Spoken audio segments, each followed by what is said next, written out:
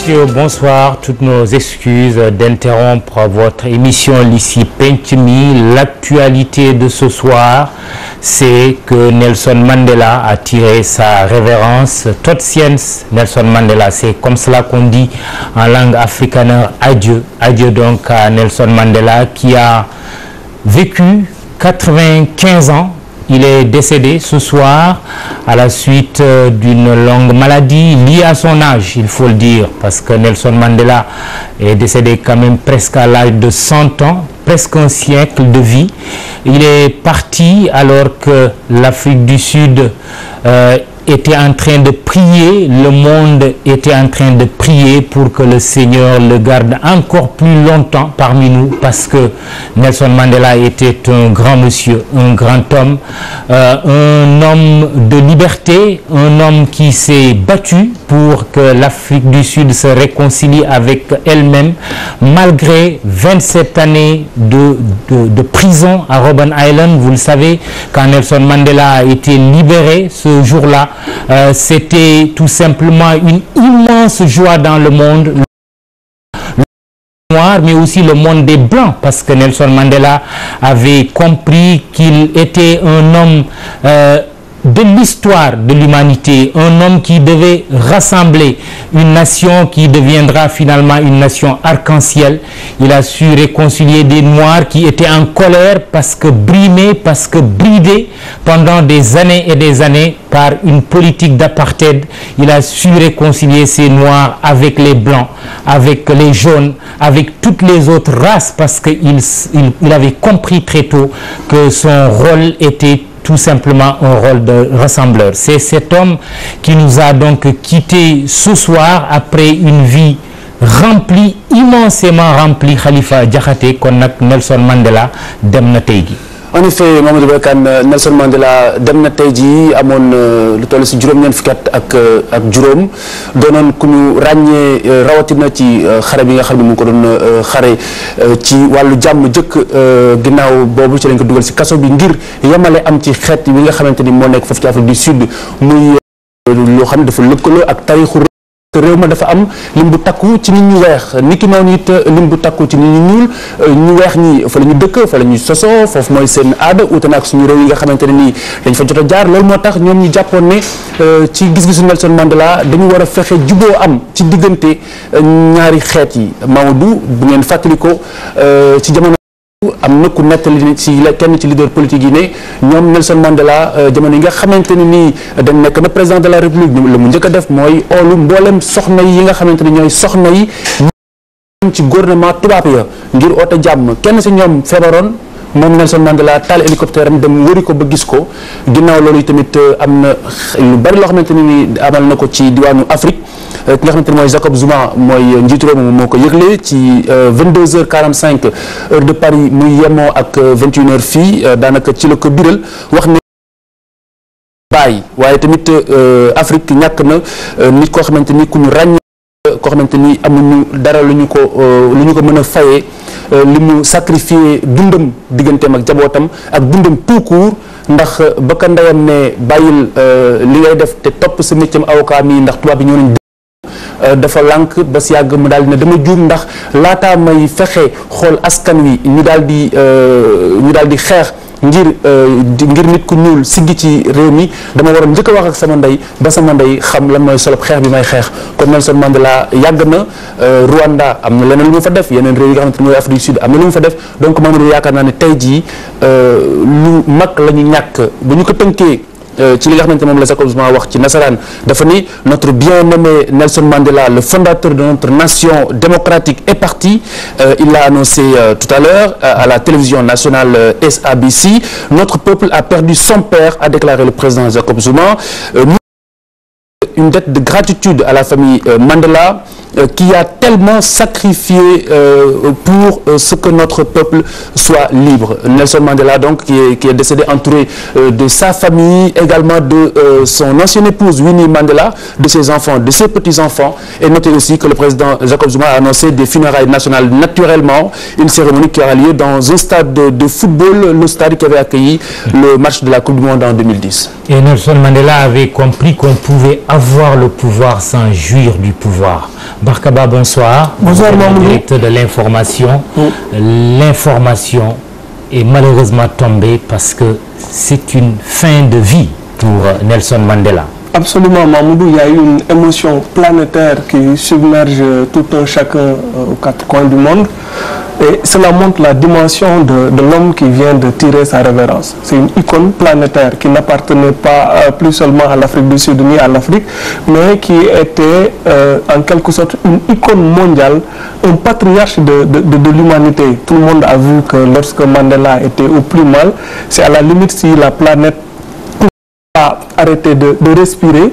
Il y a eu des centaines et des centaines de directs qui ont été faits à partir de l'hôpital, chacun guettant la bonne ou la mauvaise nouvelle. Depuis quelque temps, on le savait tous, extrêmement affecté, que Mandela était en train de partir petit à petit. On se souvient tous de cette une assez triste d'un grand journal sud-africain qui n'avait pas hésité à titrer « Laissez-le partir ». Derniers instants du vieux Madiba, comme les Sud-Africains l'appelaient affectueusement, était devenu. Hélas, Mandela vient de nous quitter et on est tous bouleversés par l'émotion. C'est pas pour rien qu'un président comme Barack Obama a interrompu tout ce qu'il faisait pour faire une allocution. Et aux quatre coins du monde, les hommages commencent à affluer. Ça donne une idée, encore une fois, de l'importance de cette perte pour l'humanité, parce que aucun pour qualifier Nelson Mandela, aucun superlatif n'est de trop. Et une disparition vécue, Khalifa Diakhaté Barka, en mondovision. Aujourd'hui, tous les records d'audience sont battus. Même une finale de Coupe du Monde, tout le monde est devant son poste téléviseur pour assister aux derniers instants. Mais je veux dire, à ces premiers instants de la disparition de Nelson Mandela. Naturellement, Mamoudou, et ce n'est pas comme si on ne s'y attendait pas. Vous l'avez dit, c'est une fin de vie et les réactions ont fusé de partout et dans les plus hautes sphères, comme le secrétaire général des Nations Unies qui s'est exprimé sur Twitter, donc Ban Ki-moon, qui déclare que Mandela a montré qu'il est possible dans notre monde et pour chacun d'entre nous, si nous y croyons, de rêver et de travailler pour la justice et l'humanité. Donc ce géant charismatique de l'Afrique est une perte également pour le monde entier. Barkaba. Oui, absolument, Mamoudou. S'il n'y avait que quelques images ou bien quelques faits d'armes, de très hauts faits d'armes à retenir de Mandela, c'est d'abord un combattant de la liberté. Je pense que si on ne se réfère pas au contexte très dur de ce qu'a été l'Afrique du Sud, beaucoup de gens de la jeune génération peut-être ne le savent pas ou oublient le prix que Mandela et ses compagnons ont payé pour en arriver là, et le chemin n'était pas évident. Non seulement Mandela a réussi à libérer son pays après un combat éprouvant, Mandela a d'abord été qualifié même de terroriste. Et pour la petite anecdote, ce n'est que récemment que le nom de Mandela a été rayé des listes du FBI. Pour dire un peu combien le chemin a été long. Donc Mandela, ce jeune avocat qui n'a pas hésité à fonder Umkhonto weSizwe, ça veut dire le fer de lance de la nation, la branche armée de l'ANC, et qui a engagé un combat frontal contre l'une des armées les plus puissantes à l'époque d'Afrique.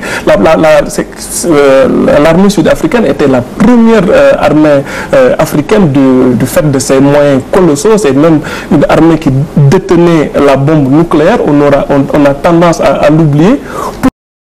Un peu une image du courage et du sens du sacrifice héroïque qu'il a fallu à Mandela et à ses compagnons se battre contre un Goliath, parce qu'eux c'était de petits David. Alors il l'a payé chèrement de la prison, tout le monde le sait, pendant 27 ans, où il a toutes les propositions de dialogue au détriment de la lutte de libération de son peuple. En prison, Mandela a payé le sacrifice suprême. En lisant son autobiographie, A Long Way to Freedom, un long chemin vers la liberté, moi, il y a une image qui m'a bouleversé, c'est quand Mandela a appris en prison la mort par accident de son fils aîné. Et c'est de Robben Island qui ne pouvait pas assister à l'enterrement de son fils parce qu'il était considéré comme le prisonnier le plus dangereux d'Afrique du Sud. S'il y a une anecdote qui peut résumer le sens du combat d'un homme, ce sacrifice en prison suffit à illustrer combien Mandela a payé de sa personne pour être peut-être l'un des plus grands leaders que l'humanité connaît, Mandela. Alors, comme s'il y avait quelque chose de symbolique dans cette disparition, Mandela, il a choisi de partir au moment où se tenait en France le sommet France-Afrique. Exactement. Un message? Peut-être un clin d'œil du dessin, Mamoudou. Et l'autre clin d'œil, c'est que Mandela part où aujourd'hui, en Centrafrique, un autre pays africain est plongé dans le chaos. Un pays où on parle d'une situation présidère, où les affrontements interethniques et confessionnels sont sur le point de se produire et où la France est obligée d'intervenir pour arrêter peut-être un nouveau Rwanda. Ce qui donne un peu le tournis par rapport au message de Mandela. Là où on qu'après la libération de l'Afrique du Sud par les Noirs, le pays aurait pu basculer dans une guerre civile ou dans une guerre de revanche, la sagesse de Mandela et de ses compagnons a fait que justement ce pays a pu éviter le pire. Et c'est là l'une des leçons de sagesse et d'humanité que Mandela a infligé au monde entier. Et c'est ça qui fait que toute l'Afrique du Sud était suspendue au sort de Mandela, comme si sa magie, de par son charisme ou simplement de par sa sagesse, Mandela avait pu éviter à son pays de basculer dans le pire. Et nous ne désespérons pas voir ce soir, pourquoi pas, le président de la République du Sénégal, Macky Sall, qui se trouve présentement en visite à Paris, parce que Khalifa, vous l'avez dit, tout le monde sont en train de réagir. Je suis sûr même que le chef d'État du Sénégal l'a fait ou se prépare à le faire ce soir. Nous aurons aussi d'autres réactions. L'artiste Youssou N'Dour, comme vous le savez, qui a eu à rencontrer Nelson Mandela, qui a chanté ses hauts faits d'armes. D'autres artistes sénégalais et africains ont eu également à chanter ce grand monsieur, ce grand africain, tout simplement aucun superlatif n'est de trop pour qualifier Nelson Mandela, parce que c'était un homme qui était dans le sens de l'histoire, n'est-ce pas? Très bien, comme l'a dit d'ailleurs Barack Obama. Abou Abel Thiam, on me dit qu'il est en ligne. Abou Abel, vous êtes en ligne? Oui, je suis en ligne, maman. Vous êtes le porte-parole du président de la République, Macky Sall, qui se trouve présentement à Paris. Abou Abel, Nelson Mandela a tiré sa révérence. Première réaction de la présidence de la République du Sénégal? Eh bien, c'est une réaction de solidarité et de compassion avec le peuple sud-africain, avec l'Afrique toute entière. C'est une réaction de tristesse devant la disparition de ce géant de notre siècle. Avec la disparition de Nelson Mandela, nous perdons quelqu'un qui dont la vie avait un marqueur, à savoir que lorsque d'autres cherchaient à vaincre, Mandela, lui, a cherché à convaincre. Et c'est par son action qu'il a su convaincre la partie adverse contre laquelle il luttait, pour leur dire que le destin de l'Afrique du Sud ne pouvait pas se faire autrement que dans la communauté de tous ses fils, que cette nation était une nation arc-en-ciel, que l'inspiration qu'il tenait de Gandhi était une ligne de vérité de laquelle il n'a jamais dévié. Ce qui fait qu'aujourd'hui, avec sa perte, c'est l'humanité entière qui est frappée de tristesse, le monde entier qui est aujourd'hui ému, non pas surpris, parce que c'était attendu. Nous sommes tous mortels, et lui qui était malade et qu'on savait très mal portant, on s'attendait un tout petit peu à sa disparition. Mais cela n'empêche pas la tristesse, ce qui montre la dimension de l'homme. C'est un très grand monsieur que nous perdons aujourd'hui. L'Asie a eu Gandhi, nous avons eu d'autres grandes figures comme Martin Luther King en Amérique. L'Afrique est fière d'avoir produit Nelson Mandela.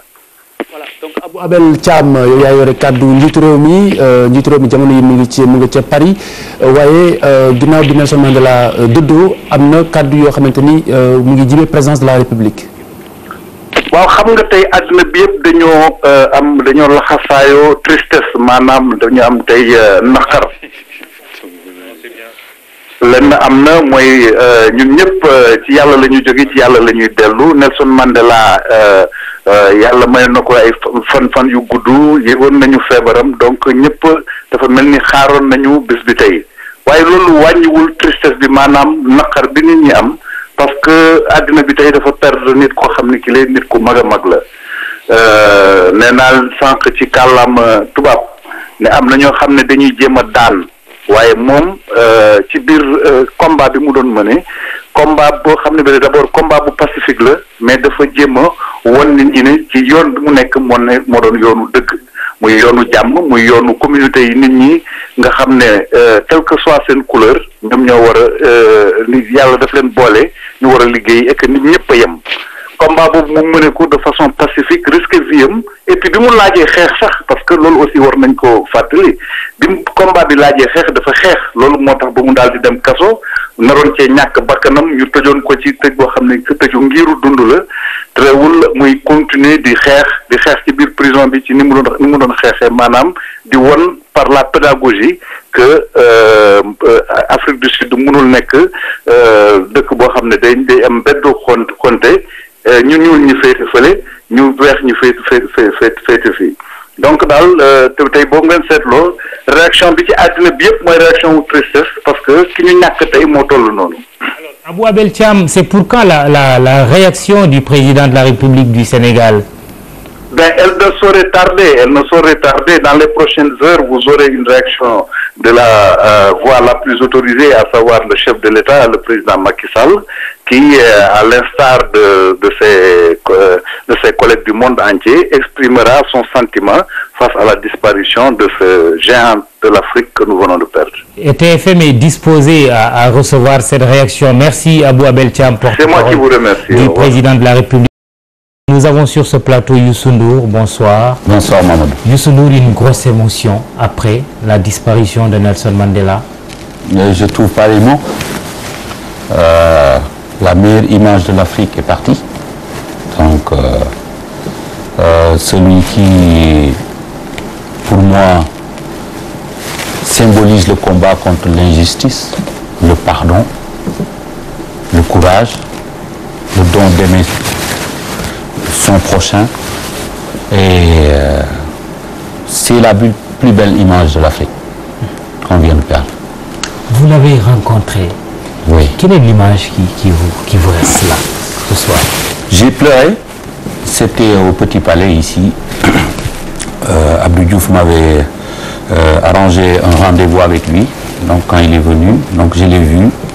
Il m'a dit « Thank you, merci pour tout ce que vous avez fait ». Et j'ai continué à le suivre. Ensuite, je l'ai rencontré à Wembley, où on était plusieurs artistes sur son combat, où il nous a remerciés, ou encore il m'a reconnu. Voilà, je ne l'ai jamais rencontré en Afrique du Sud parce que son calendrier était très difficile. Je le vis, Mandela. Oui, vous l'avez rencontré, vous l'avez chanté. Il porte, votre fils porte même son nom. Finalement, à partir de quel moment cet amour pour Nelson Mandela est né? Depuis que j'ai grandi, j'ai connu l'histoire de l'Afrique du Sud, et particulièrement de l'apartheid et de son engagement personnel et de ses sacrifices. J'ai suivi cet homme. Et je me souviens, un jour, il n'y avait pas autant de non-langue dans les informations à l'époque. Ma mère, je regardais la télévision et ma mère me dit « Waouh, lu xew ci diggante tubaab yi ak nit yi ñoom daal ñu leen wane nii ». Ma nekk ci guddi googu, j'étais là en train d'expliquer à ma mère l'histoire de l'apartheid, ce que j'en connaissais. Et le lendemain, je me suis dit pourquoi pas une chanson. Et c'est comme ça, donc je vis cet homme, c'est un père aussi pour moi, je le vis et pour les valeurs que cet homme incarne, Et comme on le dit en wolof, quand on donne le prénom de son fils ou de sa fille, on essaie d'imaginer cette valeur que porte cet homme. Et donc je crois que je le sens, je pense que je l'aime beaucoup. Et voilà. Avez-vous des craintes pour l'Afrique, pour la suite, après la disparition de Nelson Mandela? Je disais tout à l'heure que peut-être, c'est sûr, il a laissé quelque chose pour... Parce que tant qu'il était vivant, on n'avait pas besoin de savoir, on avait besoin de savoir qu'il vivait et que voilà, son image est là et ça nous inspire. Et là, je suis sûr qu'il a laissé quelque chose. Et donc ne nous précipitons pas. Je pense que l'histoire est là et les choses vont se construire. Cet homme n'est pas... autant, il incarne l'humilité, mais cet homme n'est pas seulement une personne comme ça. C'est spécial. Ouais, c'est spécial. Youssou Ndour, juste avant Wolof, une dernière question. L'affliction se voit de toute façon sur votre visage. Vous vous sentez proche de Nelson Mandela. Ce qui est clair, c'est que de toute façon, il n'est pas parti.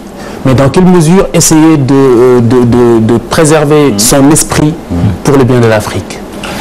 Ah, ça c'est très important, je crois. Si on part du principe que c'était l'image, la plus belle image, la plus positive image, l'image de la dignité de l'Afrique, ben on aura bien compris que on doit s'aimer, on doit pardonner et on doit aussi travailler et on doit se dire la vérité. Moi, je vois ces symboles que cet homme incarne.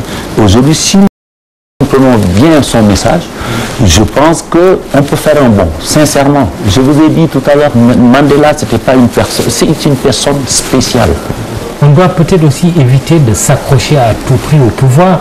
Voilà un homme, 27 ans de prison, qui sort, qui est élu président de la République, qui se contente d'un seul mandat. Oui, c'est extraordinaire, c'est une grande leçon de démocratie et de partage et de compréhension de ce que c'est que le pouvoir. Nous devons toujours penser à ce geste, c'est pas un geste, c'est une action extraordinaire. Nous devons toujours l'avoir en mémoire. Et moi, je l'ai toujours en mémoire. C'est pour cela que quand quelqu'un veut dépasser la ligne rouge, je lui dis non, personnellement. Khalifa. Voilà, donc Youssou Ndour ci wolof donc Nelson Mandela doon na ko xamante ni yàlla def na nga gise ak moom ngeen joxante loxo waxtaan tey jii ñu ne la dëdd na ginnaaw lépp li mu liggéey ci diwaanu Afrique tey lan mooy sa sentiment.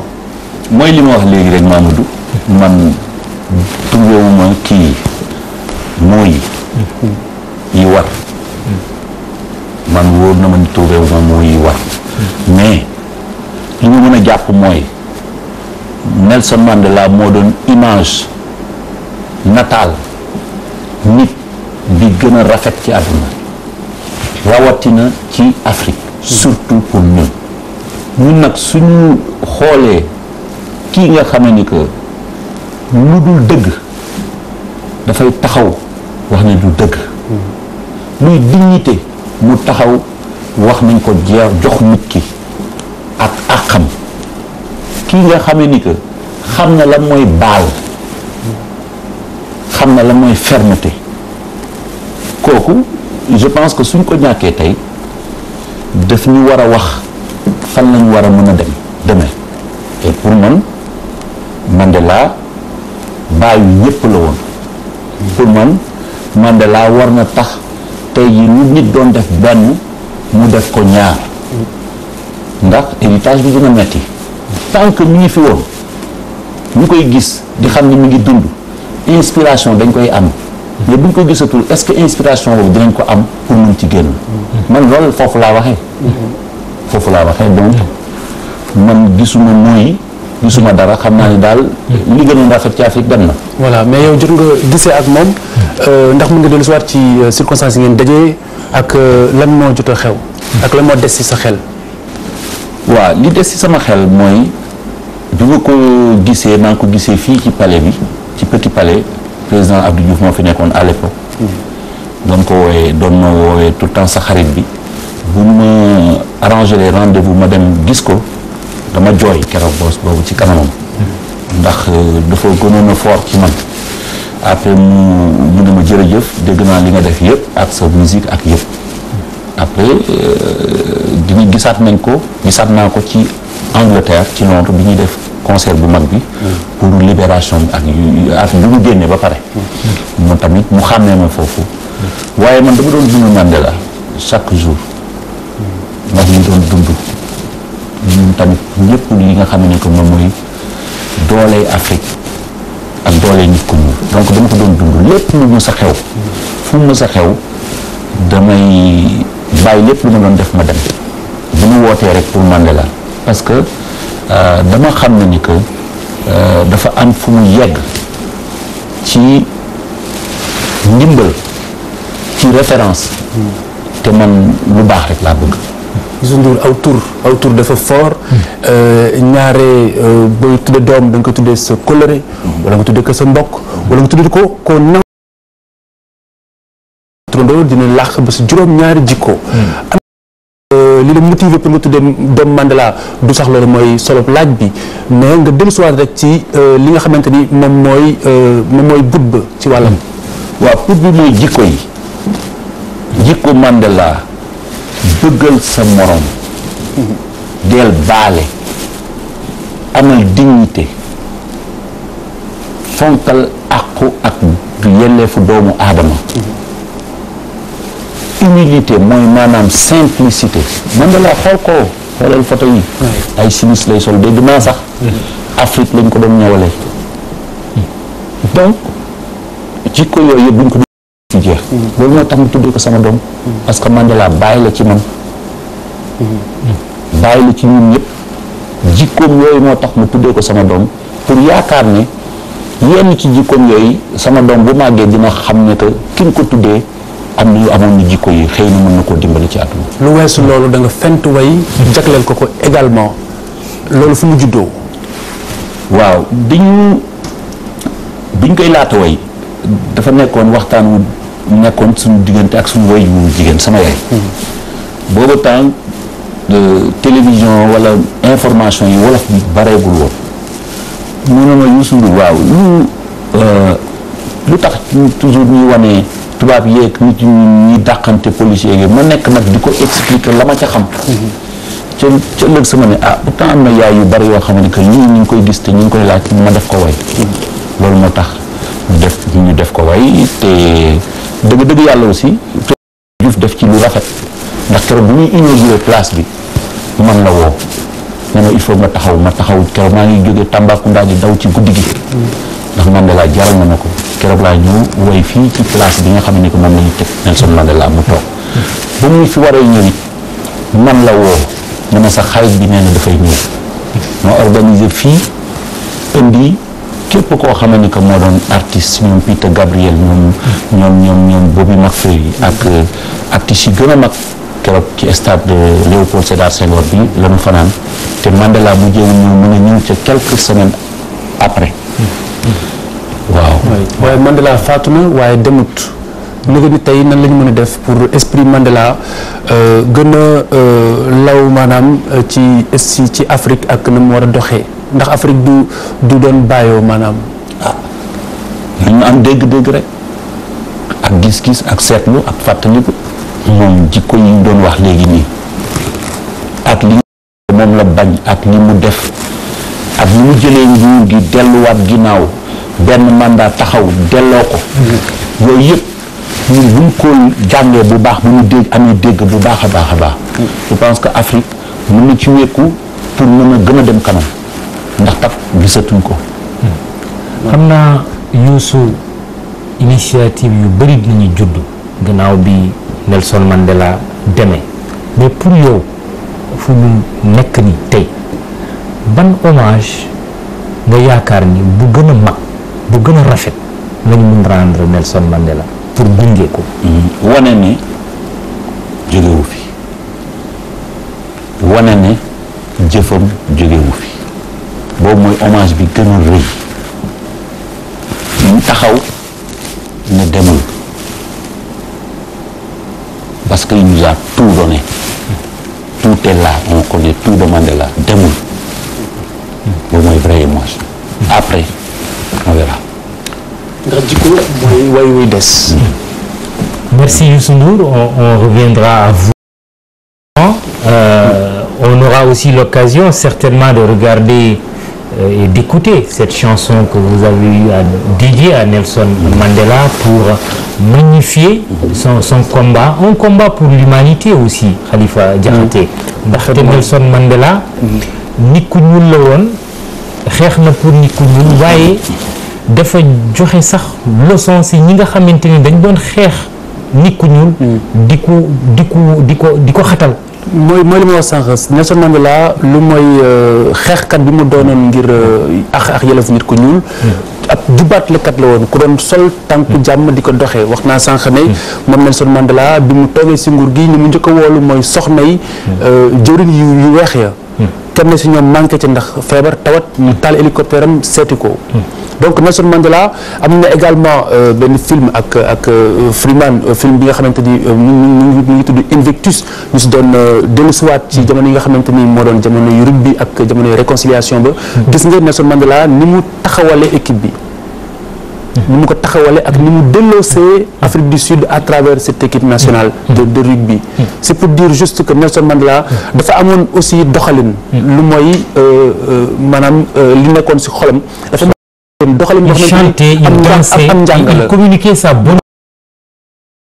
ku oyof la woon ku teey nit ku xam ku amoon maanaam kattan la ci wàllu xeex mais xeex la boo xamante ne ni ngànnaay ci suuf lay tegu waaye ay kàllaama ak i kaddu moom mooy tënk lépp li nga xam ne moom mooy solo bi. waaw on a en ligne Abdoulo DG de Premium Africa. Bonsoir Abdoulo. Bonsoir Mamadou. Abdoulo, la nouvelle du jour terrible, c'est la disparition de Nelson Mandela. Oui, c'est un choc pour moi, Mamadou Brakan. J'étais dans un dîner, je devais aller retrouver un ami que je n'ai pas vu depuis 3 ans, mais quand on m'a appris la nouvelle, je l'ai appelé pour lui dire je ne peux pas venir. Alors qu'il repart ce soir, ça veut dire qu'on ne se verra pas. Je pense que, en fait, on ne réalise pas encore quel homme exceptionnel était Nelson Mandela. Il suffit... Pour ceux qui ont la chance, moi j'ai eu la chance d'aller en Afrique du Sud à quelques reprises. Pour voir la dimension de Mandela, il faut aller en Afrique du Sud. Où dès l'arrivée à l'aéroport Oliver Tambo, vous allez voir les Mandela shirts, les chemises de Mandela, celles que vous mettez là dans la petite lucarne. Que noir et blanc portent en hommage à cet homme exceptionnel qui a vécu 26 ans de prison, mais malgré tout qui fait l'unanimité. Je pense que c'est le seul homme, le seul Africain noir que toute l'humanité connaît sans exception. Je suis persuadé que dans n'importe quel pays du monde, vous trouvez un jeune homme ou une jeune fille de 20 ans, il connaît le nom de Nelson Mandela. C'est le seul qu'on peut dire dans ce cas-là. C'est le seul que toute l'humanité connaît sans exception. Quel que soit le pays du monde où vous allez, les gens connaissent Nelson Mandela. Pour ce qu'il a vécu, la dimension exceptionnelle, au-delà de l'homme politique qu'il était, c'était un homme complet. Pour moi, je considère que Mandela était un don de Dieu pour l'Afrique. C'est l'homme dont on peut être le plus fier aujourd'hui. Moi, je n'arrive pas à parler, Mamoudou, parce que c'est quelque chose qu'on vit dans sa chair. Ça veut dire que cet homme-là, il est exceptionnel. Il n'est pas comme vous et moi. C'est un don de Dieu. De temps en temps, Dieu nous fait des offrandes comme ça. Et il faut se rendre sur place. Il faut faire le tour de l'Afrique. C'est le seul Africain qui n'a pas de contradicteur. C'est le seul Africain on ne voit jamais quelqu'un dire du mal de Nelson Mandela. Patrice Lumumba, Thomas Sankara étaient de grands leaders en Afrique, mais ils ont eu leurs contradicteurs. Nelson Mandela n'a pas de contradicteur. Vous n'allez jamais trouver quelqu'un dire du mal de Nelson Mandela, que ce soit blanc, noir ou jaune. Ça n'existe pas, ce n'est pas possible. Parce que cet homme-là, on ne peut rien lui reprocher. Vous avez tout, vous cherchez, vous ne pouvez pas trouver une faille ou quelque chose que vous pouvez lui reprocher. Moi, c'est quelque chose que, voilà, je le ressens au fond de moi-même. Pour aller sur place, discuter avec des Sud-Africains, des Afrikaners, des Noirs, toute origine confondue, c'est l'incarnation de l'Afrique, c'est l'Afrique de demain. Je suis persuadé que si chaque partie de l'Afrique, l'Afrique de l'Ouest, du Centre, du Nord, avait un Nelson Mandela, dans chaque région de l'Afrique, si on avait un Nelson Mandela, l'Afrique n'en serait pas là aujourd'hui. Parce que ce qui nous manque, ce sont des hommes de la dimension, même pas de la dimension de Mandela, parce que c'est pas possible, mais qui au moins la moitié de sa hauteur, c'est-à-dire quelqu'un qui s'est oublié pour l'humanité. Il n'a jamais pensé à sa propre personne. Oui, Abdoulo, quel message retenir de cet homme qui est multidimensionnel? Nelson Mandela, c'est la confiance en soi. c'est aussi un message vis-à-vis de tous ceux-là qui s'accrochent au pouvoir, qui pensent qu'ils sont là à vie. C'est aussi un message aussi en même temps vis-à-vis des dirigeants sud-africains, non? Un message à tout le monde, Mamoudou. Un message pas seulement aux leaders politiques, aux dirigeants africains, c'est un message à nous tous, quel que soit notre niveau de responsabilité, en termes d'humilité, en termes de disponibilité, en termes de hauteur, en termes de quel que soit l'angle par lequel vous le prenez, cet homme était complet. C'est-à-dire qu'il a pris le pouvoir de façon exceptionnelle. On n'a jamais servi le pouvoir à un homme en Afrique de cette façon, quand il a été élu. Il a gagné de façon écrasante. Il n'y avait pas d'opposition en face. Il a fait un raz-de-marée. Et malgré tout ça, au bout d'un mandat, il a décidé de lui-même de rendre le pouvoir. Et il a surtout décidé de pardonner à ceux qui lui ont fait du mal. Il a décidé de dire construisons une nation arc-en-ciel. L'Afrique du Sud est riche, l'Afrique du Sud est bénie. Tirons profit de cette richesse-là. Aujourd'hui, vous allez en Afrique du Sud, vous comprenez beaucoup de choses. Parce que tout simplement, ils l'ont pris en modèle. Prenez n'importe quel aspect que vous voulez de Nelson Mandela. Vous essayez de vous inspirer de ce modèle-là. Vous ne pouvez en tirer que du bénéfice. C'est-à-dire, je n'arrive pas à m'exprimer, Mamoudou, parce que on ne sait pas. Je pense que c'est dans les années, dans les décennies à venir, quand les historiens creuseront, verront ce qu'il a fait réellement en termes d'humanité, en termes politiques, en termes sociaux, pas pour l'Afrique du Sud, mais pour l'humanité, pas pour l'Afrique, mais pour l'humanité dans sa globalité. C'est l'homme aujourd'hui le plus respecté. C'était l'homme en tout cas. Il est mort, mais le respect qu'il inflige, qu'il impose à tout le monde, pour moi, c'est la dimension comme je dis tout à l'heure, c'est mystique, ça dépasse même l'aspect humain. J'ai jamais vu ça de toute ma vie. Et pourtant, je sais qu'on a bourlingué, on est allé dans plusieurs coins du monde. C'est quelqu'un qui inspire respect. Et c'est pas quelque chose qu'il a recherché. Ce n'est pas en se battant pour ça, c'est juste naturellement.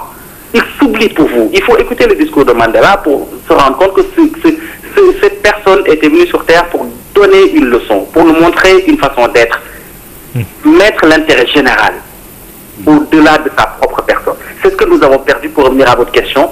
Les leaders politiques aujourd'hui pensent d'abord à eux, pensent à leur parti avant de penser à la nation. Je ne parle même pas de l'humanité, mais avant de penser à la nation. Cet homme-là a consacré sa vie à l'humanité, pas à l'Afrique du Sud, pas à l'Afrique, mais à l'humanité. Alors Abdoulaye balaa ñu lay bàyyi en wolof nga wax ni bi nga yëgee xibaar bu tiis bi yaa ngi woon ci aw yoon waaye da nga mujj dëpp. waaye dama jànnaxe parce que dafa am sama xarit boo xam gisuma ko depuis ñetti at mu jaar Dakar la dama fi def escale léegi dama bëggoon ñu gisee man na ko maa ngi ñëw may dem lañ moo ci yoon wi ma woo ko ne ko mënatuma ñëw bi ma ko expliqué moom dafa xam daf na ma Sénégalais daf na ma surtout comprendre ma parce que ki ñàkk tey daf di ko xam ne il faut nga man yàlla def na yàlla may ma def Afrique du Sud boo fa demee aéroport la ñu njëkk gis mooy ñu wax ci les Mandela shirt chemise bi mu sol ni nekk sa wet nii dañ koy jaay ci aéroport bi mu neexal nag da koy jënd doo xam sa nga koy jënd parce que li muy représenté ñun xamuñu ko li muy dund li mu fi jaar ñun xamuñu ko parce que peut-être ay ndaw lañ mais moom li ma waxoon tànk ci français mooy nit ku ñuul benn africain boo xam ne xale bu am 20 ans muy góor muy jigéen foo mën di dem ci àdduna bi xam nañ ko c'est le seul cas que je connais boo xam ne foo dem bu am fukki at ak juróom sax mën naa ko wax boo woon xam na Nelson Mandela xam na tur bi dégg na ko muy une dimension exceptionnelle boo xam ne Nelson Mandela amoon na ko te nit ñi dañuy def erreur bu ñu ko yamalee rek maanaam ci ni leader politique la woon avant mu nekk leader politique c'est un leader social un leader culturel Nelson Mandela c'est un Xhosa benn ethnie bu nekk Afrique du Sud la nga xam ne jour yi la nit ñi gën a xam parce que culturellement peut-être ñoo gën a imposant mais dafa dépasser loolu dépasser les générations dépasser les couleurs muy loo xam ne yàlla daf ñu ko mayoon daal nit koo xam ne def leen ko royukaay buñ waxuñ sax wax diine mais parce que roy du diine du ci diine mais jikko mën nañ ko roy ci nit Nelson Mandela yàlla may na ko façon jikko boo xam ne da nga koy gis wet ko parce que dafa dem àdduna bi gënal ko boppam nit ku ñuul gënal ko boppam nit ku weex gënal ko boppam bu moom nee na xool boppam entre ku ñuul ak ku weex doomu aadama lay gis ba pare foo mën di dem ci àdduna boo fa tegee tànk ñu waxal ko lu seet lu rafet rek la ñuy wax ci moom man moom laa mën a gis en Afrique leader boo xam ne ñëpp a unanime ci moom parce que ñi ñuy tudd sax di Lumumba di Thomas Sankara am na ñun ay noon Nelson Mandela amul noonu doo dégg ku wax ci moom lu ñaaw parce que yàlla moo ñu ko joxoon daal ne royukaay lu ngeen di seet ci moom rek li ma wax tànk ci français bu fekkoon région Afrique bu ne ce qu'on appelle les REC les Regional Economic Communities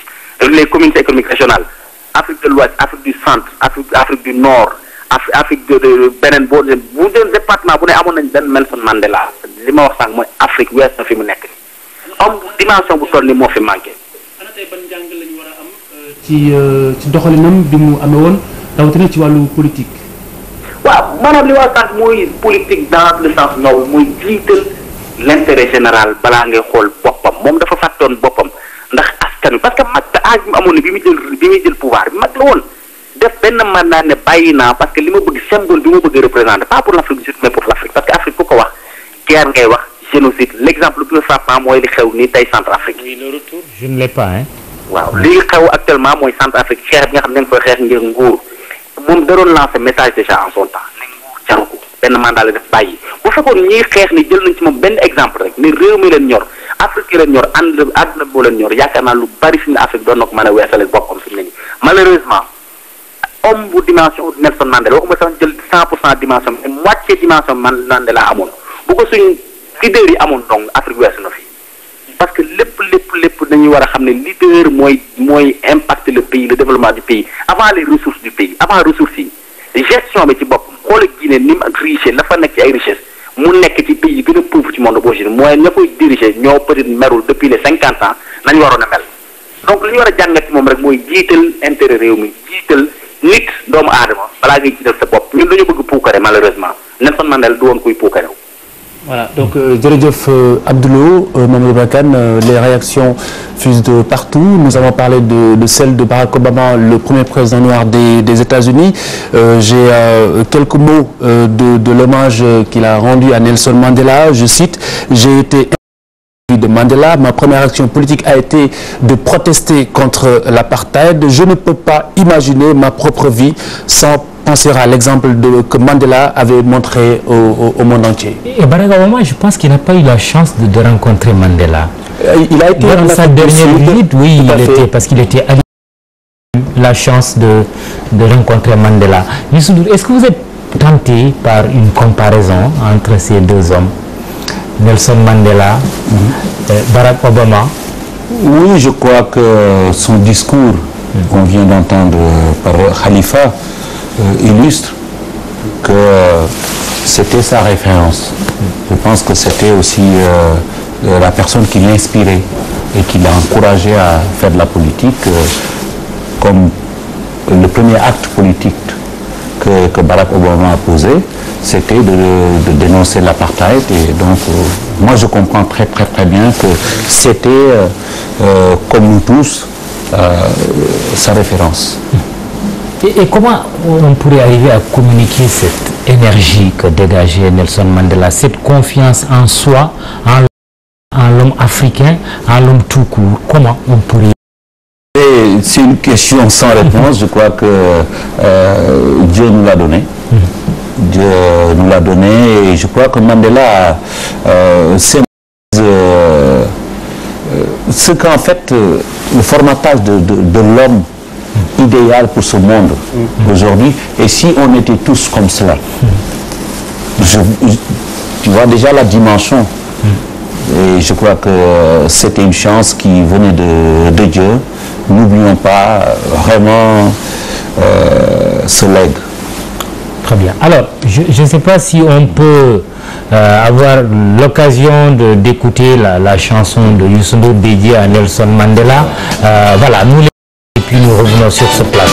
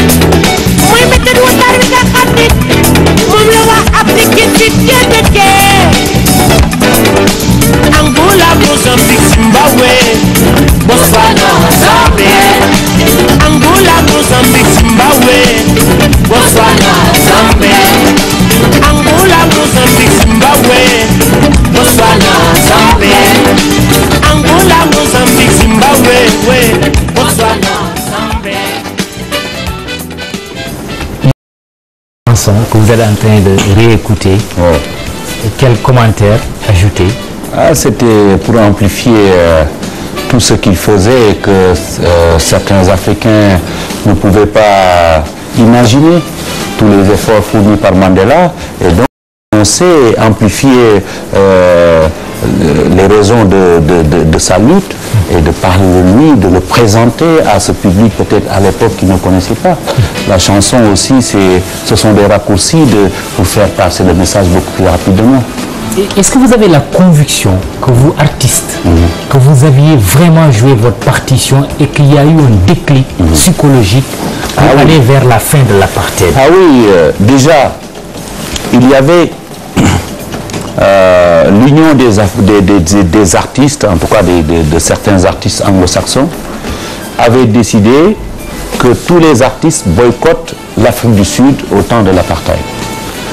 Et donc, tout le monde a boycotté, sauf que pour la lutte contre l'apartheid, il fallait aussi faire ressortir des choses, sinon l'Afrique du Sud était coupée au monde artistique. Et Paul Simon est venu à New York voir un de mes concerts et je l'ai reçu dans ma loge et il me dit, moi je suis en train de faire un album avec des Sud-Africains. Il dit, ben, Paul, oui, moi j'ai entendu que ça doit être boycotté. Il dit, contrairement aux gens, je crois qu'il faut donner de la voix à ces gens. C'est Lady Smith Black Mambazo qui est sorti avec cet album, où j'ai chanté aussi, qui s'appelle Graceland, qui a été l'un des plus grands succès. Mais ça permet à Lady Smith Black Mambazo de sortir de ces chœurs de chanteurs et on encore la lutte. Ensuite, décision de faire la pression sur Wembley, et depuis Wembley, sur un concert extraordinaire. Ce jour-là, j'ai partagé le micro avec la scène avec Salif Keïta. On avait chanté à la veille même, parce que quand on sentait que la lutte venait vraiment pour gagner la bataille, donc on a mis la pression sur un grand concert avec toutes les grandes vedettes du monde. Nous aussi on a participé. Et après, quand il est sorti, on a voulu aussi l'accueillir à Wembley et c'est lui-même qui avait demandé pour venir remercier les artistes pour tout le travail. Et vous savez, voilà, quand les artistes se lèvent et parlent d'une seule et même voix, je pense qu'ils sont écoutés. Une façon de dire, quand il est venu à Wembley, vous remerciez, que si on en est là, c'est parce que vous avez pleinement joué votre partition. Oui, avec l'art, on prend des raccourcis. On prend des raccourcis. Et puis nous revenons en mémoire de ces artistes sud-africains, Youssou, Myriam Makeba, Lucky Dube, qui a été assassiné. Bon, je crois que l'Afrique du Sud, c'est un pays aussi à part, spécial, où on voit que toute la résonance que ce pays devait avoir sur l'idée de Mandela aussi n'est pas partagée par tout le monde.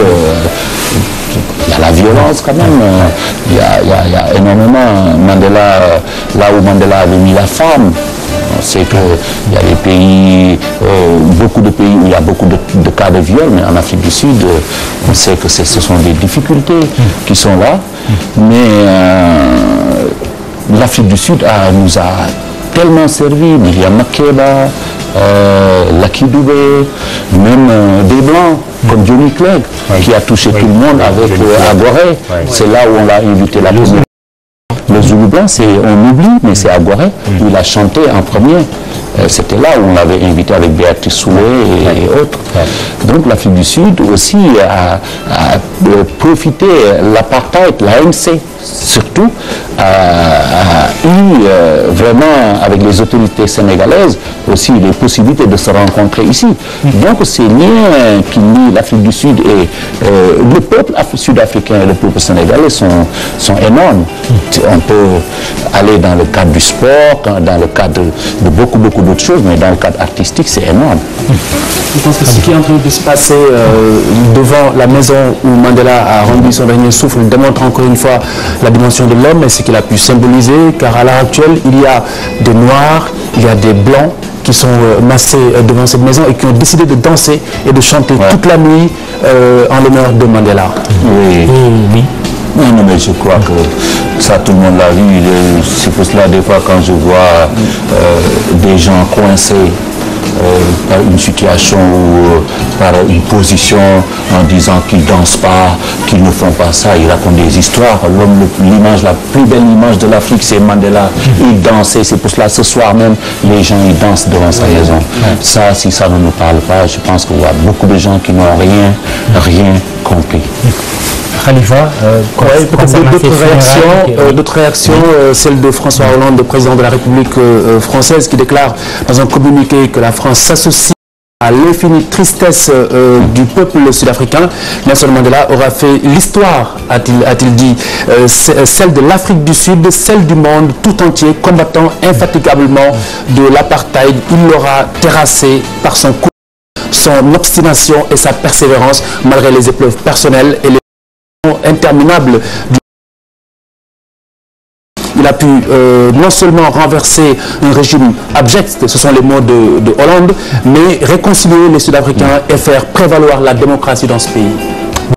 Et puis Youssou, c'est vrai qu'il y avait un Peter Botha, mais il y avait aussi un Frédéric de Klerk qui était un compagnon quelque part pour aller vers la fin de l'apartheid. Ah oui, il a joué sa partition parce que je pense que de la défaite des gens qui incarnaient l'apartheid, je crois que cet homme, que je ne connais pas personnellement, a su en tout cas se ranger derrière la vague mondiale qui suscitait la fin de l'apartheid. Et il a joué sa partition. C'est vrai que c'était une belle image. Après, bon, maintenant, tout ce qu'on en sait, c'est que, bon, voilà, après c'était fini, mais bon, l'Afrique du Sud a tellement souffert avec aussi dans l'éducation, les enfants n'ont pas été à l'école. Toutes ces choses-là ne peuvent pas être oubliées parce qu'il y a un blanc qui joue un rôle. Je crois que l'Afrique du Sud a beaucoup perdu et Mandela a essayé de raccourcir, en tout cas de rétrécir cette perte-là. Et je crois qu'on voit maintenant des Sud-Africains qui ont des milliards de dollars, qui sont dans l'industrie, qui sont dans les mines, etc., et qui représentent un peu l'économie, parce que c'est par l'économie qu'on incarne aussi, qui va les avancer. Absolument. Notez également assez simple et laconique. Je ne dirai jamais, mon ami. C'est très simple, mais c'est plein de sens. Alors, ci wolof ñu ngi ban impact ñoom artistes yi ak ban rôle la ñuy jouer ba finalement ak apartheid mën na dañ Afrique du Sud. Très bien, je pense que Youssou wax na ko loolu jur nga dellu si waat si ci anam yi nga xamante ni noonu la artiste di amee facilité pour mën a def li nga xam ne mooy wareefam ci lu mel. waaw xam bi xeex bi tare ba constat bi am ba àdduna yëg ko artistes yi gën a mag yi si àdduna bi dañu dajaloo wax ne que nañu boycotté Afrique du Sud. c'est-à-dire bu fa kenn dem tëgg ji bu fa kenn dem enregistré ji. léegi ñun ma nekkoon naa si ma daje ak waykat bu mag bu tudd Paul Simon Garfunkel ak Paul Simon mu ñëw seet si ma ne man damay def benn disque fi mu ne nii bu tudd Graceland disque bi bëgg naa ngeen joué ci ñu d'accord ñu joué ci mais mu ne Afrique du Sud maa ngi enregistré ci dëkk yi sorewul Afrique du Sud ak ay waykatu ak ay musiciens sud-africains. ma ne ko waaw loolu dañ koy tere mu ne waaye tere boobu ñu koy tere tax na ñoom ñu fay leen déggatuñ leen ci loolu album boobu Graceland ñiy déglu musique internationale war nañ ko xam mu am succès bu mag ci le Lady Smith Black Mamba Zoo mooy ñu jëran di way ci li ñu génnee ba mën jaaxal adduna bi donc bi xeex bi nga xamee ne que ñi ngi avancé ci xeex bi ci artistes yi ci lañ ci dugg organisé Mandela Days ci Angleterre boobu moom mi ci kaso bi ñu def concert boobu artistes yi gën a mag ñun participé woon nañ ci pour def pression bi te yaakaar naa ni yàggul lool ci la Nelson Mandela génn ba war a doon président Sud-Afrique ci élection yi ci doon taw ci la dellu siwaatee Angleterre pour dajeek artistes yi pour wax ne que sunu gënoon na gaawal mbir mi donc loolu génte bi Mandela am laar xoolal simis bi ñaata image yi Mandela ngay gis mu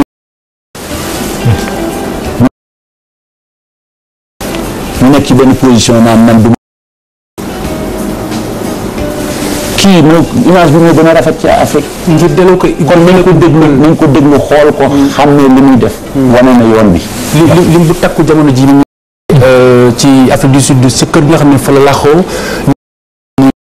faibli également rôle bi mu joué ci àdduna bi ci boole ay doomu aadama ñu weex ak ñu ñuul leneen dañuy fecc di way guddi gi yëpp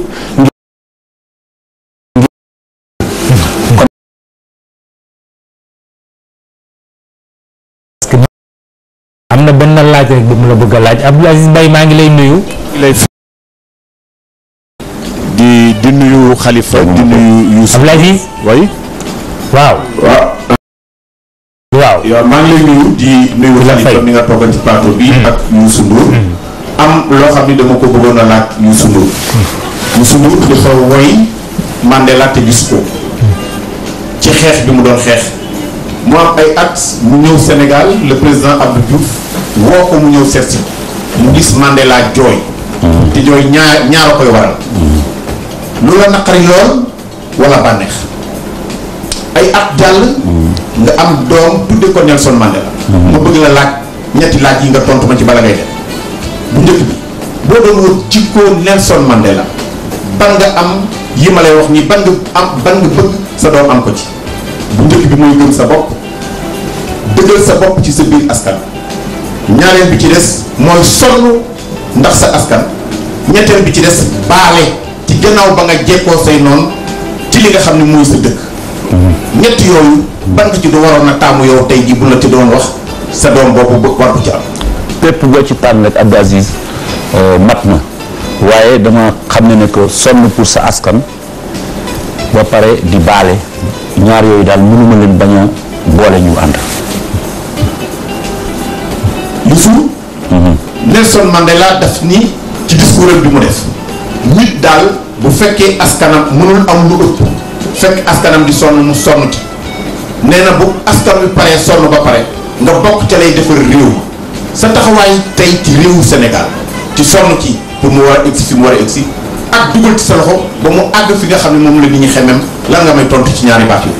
waaw jërëjëf xam nga comme li mooy la képp koo xam ne da ngay def politique wala ngay jóg di taxaw pour askan wi tey mën naa wax bu ñu doon wax deuxième ngay daw ndax moom benn tien mënu koo daj li mu sonn li mu daj au vrai sens du mot kenn mënu koo daj kon nag ñun lépp lu ñuy def dañu war a xool ci moom donc man pour man dama yaakaar ne que si wàllu coono ak joxe sa bopp kenn ba yey ma ndax gis naa Mandela kon nag lépp fii ci Sénégal dañuy jéem rek waaye esprit mooy esprit Mandela la donc dinañu def tout pour lépp nga xamee ne que moom mooy jikko yi nga xamee ne que ñu bañ cee wàcc benn yoon ànd ak suñu dignité ànd ak suñu fulla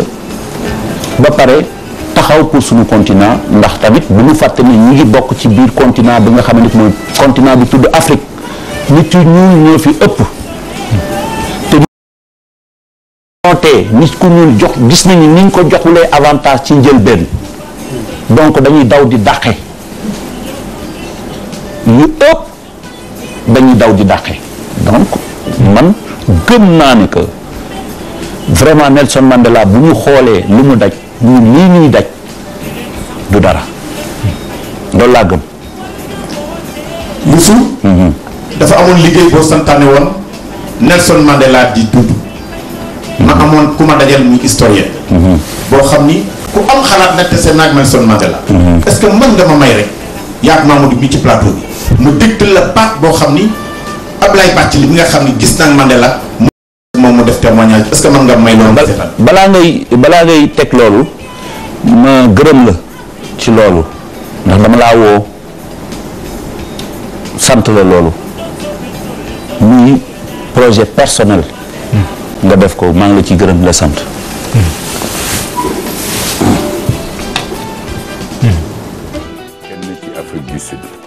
Nelson Mandela kenn ci njiitu Afrique kenn la ci njiitu Afrique yi Nelson Mandela kenn la ci njiitu monde bi yëpp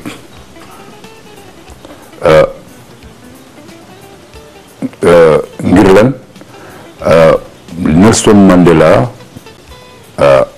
lu tubaab di wax le grand sage maanaam ku mandu ku am xam-xam àddina ku qualité boo mën a jël rek mën nga ko jagleel pour Nelson Mandela yaakaar naa ni pour njiit yi nekk àddina bi yëpp tey ñëpp d'accord nañu ci muy nit ku ñuul muy nit ku muy tubaab muy Asie fépp ñëpp a ngi koy respecté ngir li mu def jaar-jaaram te mu nekkoon ci pouvoir bi taxul mu fàtte fi mu nekkoon démb koo xamante ne bii ñu la teesoo ñaari ak juróom-ñaar nga génn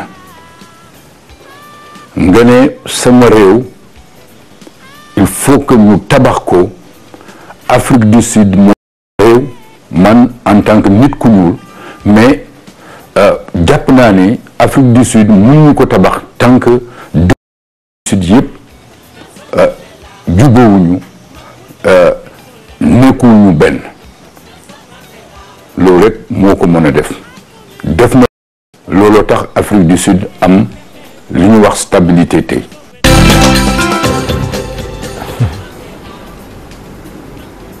Abdoul Aziz ma delloo la li nga xam ni mooy antenne bi. ba ci kanam ma ñëwaat ci ñoo xam ni tase war naa ak ñoom. tout à fait le professeur Ndiaye bi nga xam mooy responsable anthropologie université Cheikh Anta Diop bu Ndakaaru ak ki nga xam mooy ambassadeur Afrique du Sud fii ci Ndakaaru Mamadou ma bàyyi la ba ci kanam ñu doog a dellusiwaat. Abdoul Aziz Mbaye maa ngi lay gërëm surtout ci document yi ngay génnee bi ci jiitu maanaam Ablaye Bathily tey gi mu nekk vice président MINUSMA toog fële ca Mali di wane ni rek yoon bi nga ubbi nii Abdoul Aziz Mbaye mooy